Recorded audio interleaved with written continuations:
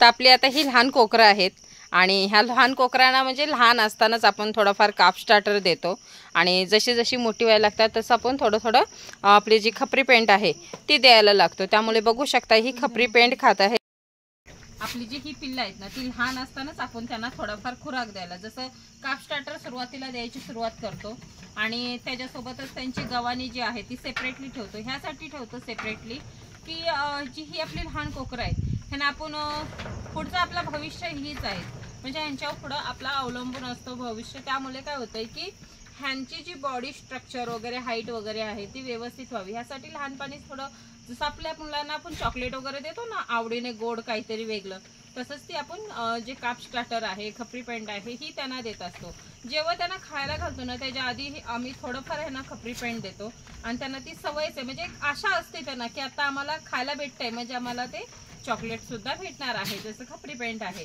मग ती आम्ही दिल्याच्या नंतर मग ती चारा खायला लागतात आणि त्याच्यासाठी जेव्हा चारा टाकायला येतो ना त्यावेळेला ती मागे मागे फिरत असतात। आणि कसं होतंय ह्यांची जी बॉडी आणि हाईट वगैरे आहे ह्याच्यासाठी आपल्याला थोडंफार का होईना जास्त नाही द्यायचंय पण थोडंफार आपल्याला आहे ना खुराक देतोच आम्ही। आणि मग आता जसं बघू शकता आता ही जी आहे ही सगळ्यात लास्ट ई आलेली आहे आणि ही 2 मधली आहे आणि ती 1 मधली आहे, तरी पण त्यांची जी हाईट वगैरे आहे ती बघू शकता। आणि हे तर आमचा बंड्या 2 मधलाच आहे, त्यामुळे ह्याचा जो रुबाब आहे ना तो आता 1च नंबर आहे। मोठा झाल्यावर ह्याचं काय म्हणजे हा उभा पण करणार नाही बाजूला अशी परिस्थिती आहे, पण तरी सुद्धा आपली जी लहान कोकरे त्यांची आत्ता काळजी घेतली ना तर मग मात्र पुढे जाऊन काही प्रॉब्लेम येत नाही, विकनेसपणा वगैरे येत नाही आणि जे वजन वाढ वगैरे आहे ती ओके मध्ये असते। आता हे ज्या आपल्या मेंढ्या आहेत ह्याच्यामध्ये काही मेंढ्या गाभण आहेत आणि गाभण मेंढ्या ज्या आहेत त्याचं कसं होतंय की ह्यांच्यासाठी आता आम्ही ज्या गाभण मेंढ्या आहेत त्यांना जसं जसं म्हणजे टायमिंग येतं त्यांचं, जसं आता डिलेवरीला 1 महिना आहे ना तर त्या मेंढ्यांना आपण सिलेक्ट करून इकडे साईडला घेत असतो। का तर कसं होतंय की त्या मेंढ्या ज्या आत्ता खात आहेत त्या खाण्याची पद्धत जी स्पीड आहे त्याने काय होतं ती चारा स्टोरेज करतात पोटामध्ये, मग त्यांना रवत वगैरे करायला एकदम ओके मध्ये जातं। पण जेव्हा त्या गाभण असतात त्यावेळेला आता 2-3 अशी पिल्लं ही असतातच असतात त्यांच्यामध्ये, मग त्यांना जी गाभण झाल्यावर काय होतं त्या 2-3 पिल्लामुळे जास्त चारा स्टोरेज करता येत नाही आणि मग ह्यांच्यासोबत जेव्हा आपण चारा घालतो त्यावेळेला त्यांना चारा जे कमीपणा येतो तो येऊ नये आणि आपण त्याच्यासाठी एक वेगळी ट्रीटमेंट करतो। जसं 1 महिना आधी त्यांना खुराक वगैरे जसं भिजवून वगैरे आपण जो खुराक वगैरे देतो तो, आणि त्याच्यात जर समजा ह्यांच्यामध्ये दिला तर काय होते सर्वजण खातात, त्यामुळे त्यांना एकट्यानंच द्यायला लागतो। त्यासाठी आपण हा जो कप्पा आहे ह्याच्यामध्ये त्यांना घेऊन ती 1 महिना आधी त्यांना ट्रीटमेंट म्हणजे जसं ते खुराक वगैरे आहे तो देतो, त्याच्यासोबत त्यांचा चारा जो आहे। आणि ह्या वर्षी तर काहीच प्रॉब्लेम नाही कारण की आपला जो मुरघास आहे मक्याचा तो आपण स्वतः केलेला आहे, त्यामुळे अतिशय आता एक म्हणजे चाऱ्याकडून तर आपण ओके झालेला आहोत, चाऱ्याचा काहीच प्रॉब्लेम नाहीये आणि जो खुराक आपण देतो त्याचा पण रिझल्ट खूप चांगला येतो। ह्यासाठी आपण आता ह्या ज्या गाभण मेंढ्या आहेत आता जसं टायमिंग जवळ येईल की आपल्याला माहिती आहे आता 1 महिना जशी कास वगैरे करायला लागतात की आता 1 महिना आहे ना याला आहे तर मग ते 1 महिना आधी ट्रीटमेंट करायची आणि 1 महिना नंतर त्यांना खुराक द्यायचा आहे। पण हा जो आपण देतो ह्याचा एक फायदा तो म्हणजे असा आहे की जे आता ह्यांना 2-3 पिल्लं होतात, आता आम्ही सुरुवातीला तेव्हा बाहेरचं दूध द्यायचं त्यांना आणि जेव्हा म्हणजे दूध द्यायला लागलेलं आणि कसं होतंय की सर्वच दूध आपल्याला कोण ओरिजिनल तर नाही पाणी मिक्स केल्याशिवाय देणार आहे का, मग त्याचा जो आपला फरक येतो तो म्हणजे आईच्या दुधात आणि त्या दुधात खूप सारा फरक येतो।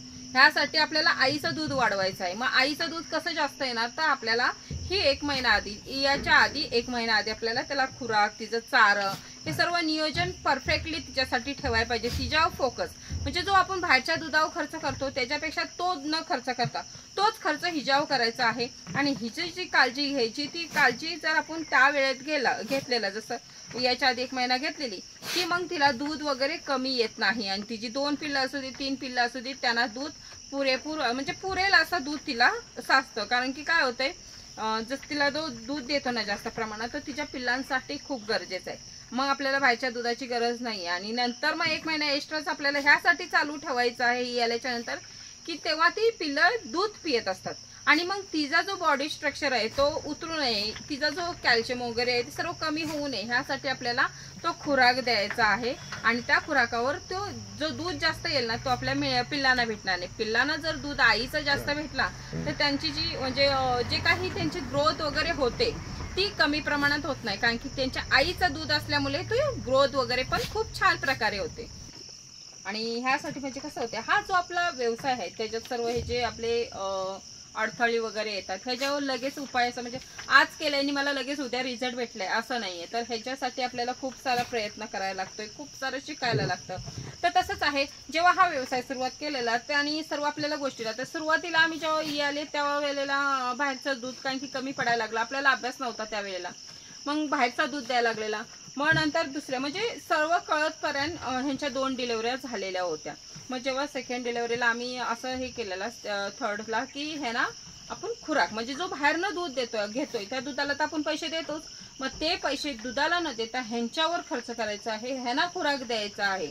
मग तो खुराक देऊन बघितलेला 1 महिना आधी याच्या आधी दिलेला आणि मग तो खुराकावर जो रिझल्ट आला तो एकदम परफेक्टली आला आणि तो प्रयोग सक्सेसफुल झाला. त्यामुळे एकच पक्ष लक्ष ठेवलेला आम्ही, एकच फिक्स केलेला की फक्त आपण खर्च करायचा तो मादेव करायचा आहे. दूध तिला आपोआप येतो, व्यवस्थित राहतो आणि पिल्लांचा पण टेन्शन येत नाही, आपल्याला बाहेरनं दूध घेणंच नाही. आणि खुराक बोललात तर कसं होतंय की मका, गहू आणि सोयाबीन हे जो खुराक आहे आपण भिजवून त्यांना व्यवस्थित द्यायचं आहे. मोड वगैरे आल्याच्या नंतर ह्यांना द्यायचं आहे.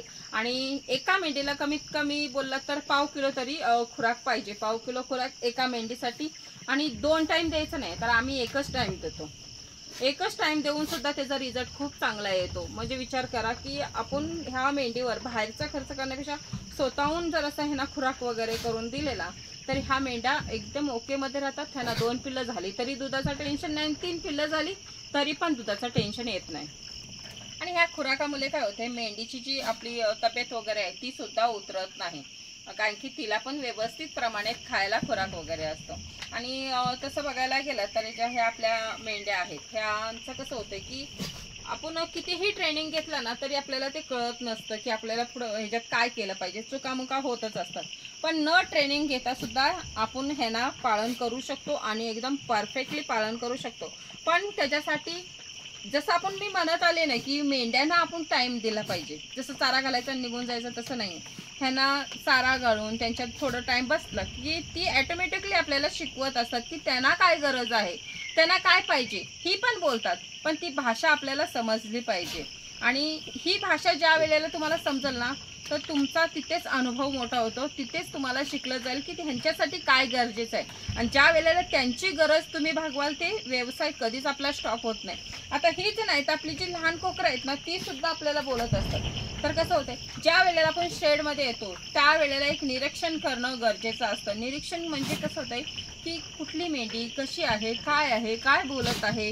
तर हे जेव्हा वेळेला आपण शेडमध्ये आल्यावर बघतो ना त्यावेळेला आपल्याला त्यांची भाषा वगैरे हे समजतं. आता आमची बघा जसं एंट्री केली की पहिली लहान कोकरं येतात का, तर त्यांना वाटतं आमच्यासाठी काहीतरी खायला आणलेलं आहे, कारण की आपण थोडंफार का होईना त्यांना खुराकाची एक सवय लावलेली आहे. त्यामुळे ते आपल्या लगेच येतात की आम्हाला काही खायला आणलंय का. तसंच ह्या मेंढरांचा पण आहे की फक्त भाषा समजली पाहिजे. आणि ज्या वेळेला त्यांच्या नियोजन म्हणजे त्यांना जे पाहिजे ते आपण दिलं ना की व्यवस्थित त्यांची बॉडी वगैरे हे सर्वच राहतो.